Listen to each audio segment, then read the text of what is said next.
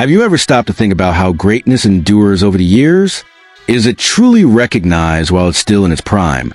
Or does it only become clear when we're on the verge of losing the chance to witness it? Draymond Green, at 35 years old, seems to be answering that question in a way that defies all expectations. While the rest of the NBA races to crown the next emerging star, he's been quietly crafting a powerful narrative. And the question everyone's beginning to ask is, are we about to witness Draymond win the Defensive Player of the Year award for a second time? Something few, if any, veterans have ever achieved? As we watch his performances, each one more impressive than the last, the inevitable question lingers. How does he keep defying time in such a dominant way? Draymond Green isn't just playing basketball. He's redefining what it means to be a defender, proving that longevity at the highest level can be just as remarkable as any statistic. To truly understand Draymond's greatness, you have to look at the bigger picture. When Steve Kerr took over the Warriors, the team wasn't just stepping into a new era of basketball. He was shaping a dynasty. And within that dynasty, there was a core piece that not everyone recognized at first glance. What Stephen Curry did for the offense, Draymond did for the defense. He was and still is the bridge between Golden State's system and the absolute success the team achieved. And believe me, it's not just about the numbers. Draymond was never a defender who stood out solely for blocks or steals. His true magic lies in reading the game, anticipating plays, and adjusting his team's defense as if he were maneuvering pieces on a chessboard. Ever since the Warriors started winning championships, Draymond has been a defensive mastermind behind the banners, the brain organizing the defense, signaling to teammates where to be and what to do.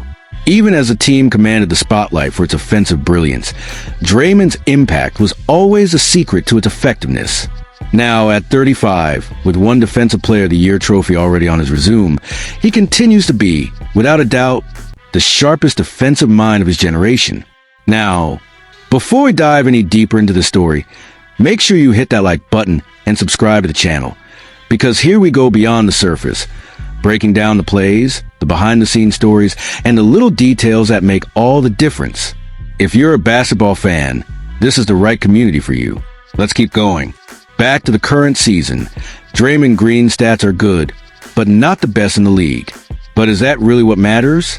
Take a look at Dyson Daniels and Evan Mobley, defenders with eye-catching numbers, and you'll understand why the Defensive Player of the Year race is more competitive than ever. Daniels, averaging 3.0 steals per game, and Mobley, the defensive anchor for Cavaliers, both have numbers that demand attention and could easily be seen as favorites for the award. But here's the real question. What if the Defensive Player of the Year award wasn't just about numbers? What if it was about true influence on the game, about the ability to change the course of a match with a single play, a sharp read, or a perfectly timed intervention? Draymond Green, even if his stats aren't the flashiest, is the kind of defender who impacts a game in ways numbers can't fully capture. His defensive rating of 108.8 is solid, but what really stands out is the way he adjusts Golden State's defense in real time, the way he communicates with his teammates, guiding them to the perfect positioning, and how he anticipates the opponent's intentions. That ability to be in the right place at the right time is a skill that can't be measured by numbers alone. And when you take all of this into account, it becomes clear that the Defensive Player of the Year race isn't as simple as it seems.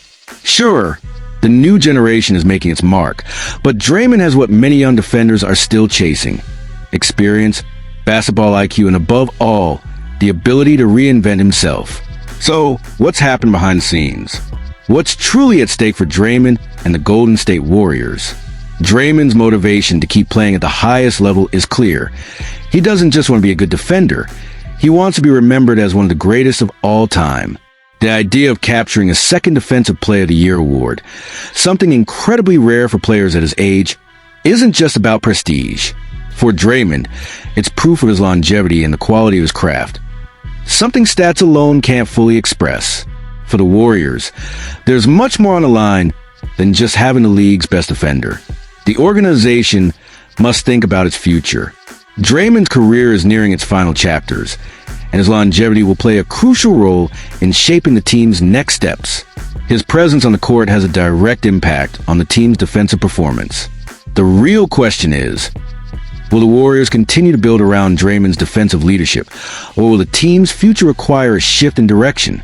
The Warriors need to figure this out quickly, because it's not just Draymond's legacy on the line.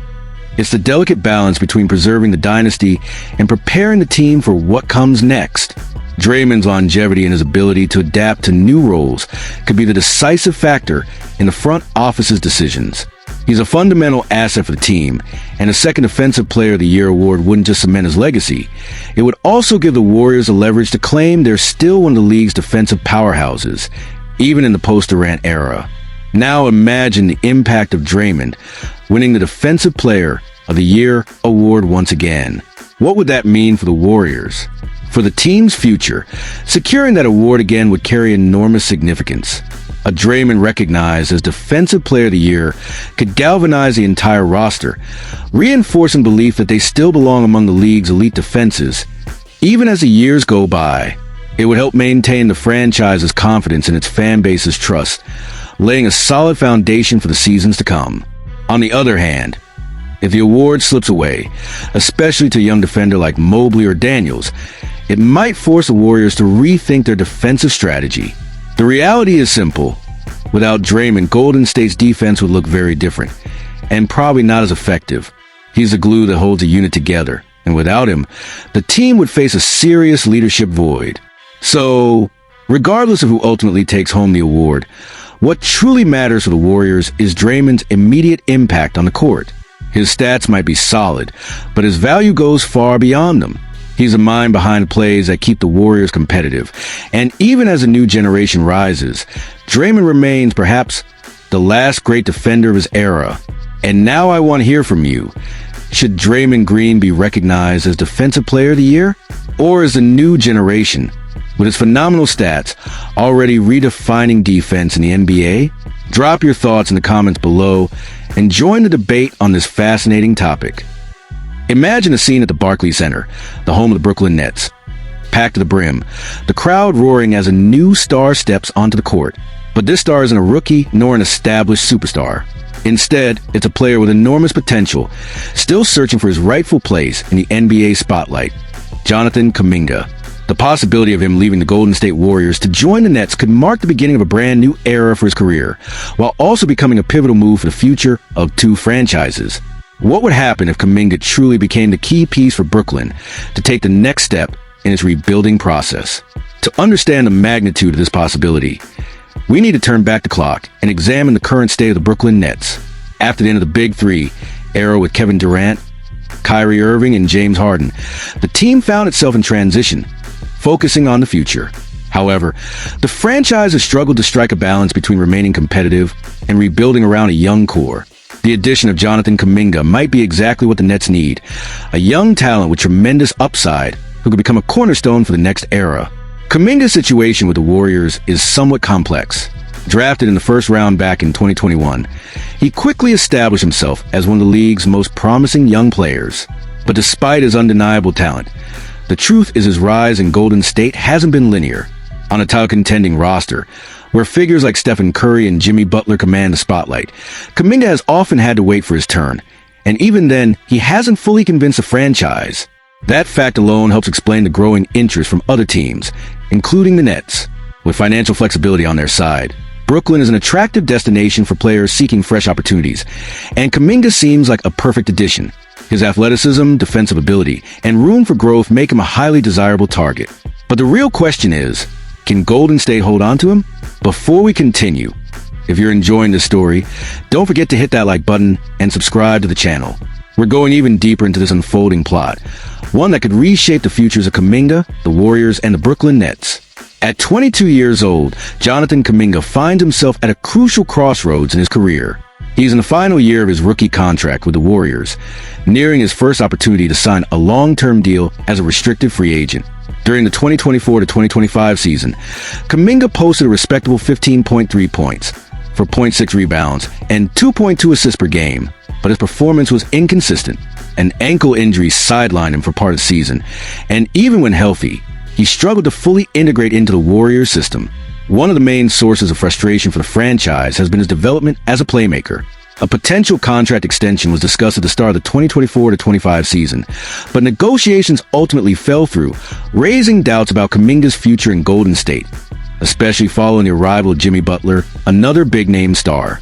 What once looked like a golden opportunity for Kuminga to carve out a meaningful role alongside the Warriors veterans now feels more like a dilemma. Despite this, Warriors owner Joe Lacob has publicly stated the franchise is absolutely committed to re-signing Kuminga. In an interview, Lacob said, "I love this guy. We all love him. But in the NBA, feelings are rarely enough to secure someone's future. Golden State's championship window is narrowing, and if Kuminga can't fully fit into the Warriors' style of play, keeping him might not be the best path forward." Meanwhile, the Nets find themselves in a very different situation. The team finished the season with a disappointing 26-56 record, a clear reflection of the struggles involved in building a young and competitive core. Acquiring a player like Kuminga could be a major turning point in that rebuild. With the largest projected salary cap space in the league for the 2025-26 season, Brooklyn is financially well-positioned to make Kuminga an offer that Golden State may not be able or willing to match. As with everything in the NBA, trades and decisions are about much more than just numbers or talent. It's about how each piece fits into a larger strategic puzzle. For Kuminga, the situation is no different. Internally, the Warriors have faced ongoing challenges when it comes to developing the young forward. While his athleticism and defensive potential are impressive, he has yet to prove himself as a fully reliable component in Steve Kerr's system. One of the most common criticisms of Kuminga has been his lack of consistency as a creator and playmaker. Kerr and the coaching staff have pushed him to improve in that area, but the growth hasn't come at the expected pace. That desire for development is part of what now places Kuminga's future at a crossroads. The Warriors are built around experienced stars with a win-now mentality, which often leaves little room for a player who's still maturing. The arrival of Jimmy Butler and other roster adjustments only add to the uncertainty surrounding Kuminga's future in Golden State. On the other side, the Brooklyn Nets offer something different: time and patience. With a young, developing roster, the Nets aren't rushing to compete for a title, but are instead focused on laying the foundation for years to come. Kuminga could become a central figure in that plan, bringing the kind of versatility the team currently lacks. His defensive ability, even if not fully refined, would immediately become a valuable asset for Brooklyn. And the Nets' biggest advantage? Financial freedom.